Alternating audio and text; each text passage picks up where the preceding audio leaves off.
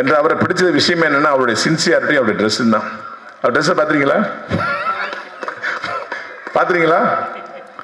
ஏன் சார் இந்த ட்ரெஸ்ஸை போறீங்க, கஷ்டப்பட்டு வாங்குறீங்கன்னா? இல்லை சார் தலைவா, மெட்ராஸில் வந்து வருஷத்துக்கு 20 தான் வரும், 20 நானே பர்ச்சேஸ் பண்ணிடுவேன் பாரு. ஏன்னு கேட்டா இதே மாதிரி ஒரு கம்ஃபர்டபுளான ட்ரெஸ் எதுவுமே கிடையாது. கல்யாணத்துலேருந்து கருமாதி வரைக்கும் அந்த ட்ரெஸ் தான் போட்டு போவார்.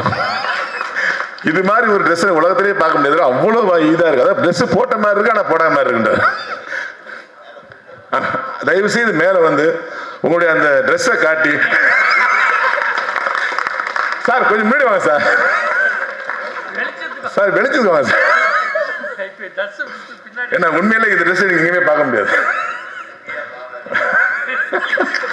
இது லுங்கியா, புடவையா, பாவாடையா அப்படின்னு அவருக்கே தெரியாதுன்னு சொல்லுவார். ஆனால் இதையே சொல்றேன்னா, வேலை செய்யும் போது நம்மளை எதுவுமே டைட் பண்ணக்கூடாதுன்னு சொல்லிட்டு அவ்வளவு ஃப்ரீயா இருப்பாரு. ஒரு முதல் பட டைரக்டருக்கு இப்படி ஒரு கேமராமேன் கிடைக்கவே முடியாதுங்க.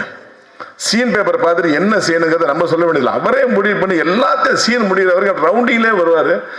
உண்மையிலே சுந்தர் சார் ஏன் இவர் தொடர்ந்து பயன்படுத்துறாருன்னு பார்த்தா அவருடைய சின்சியாரிட்டி,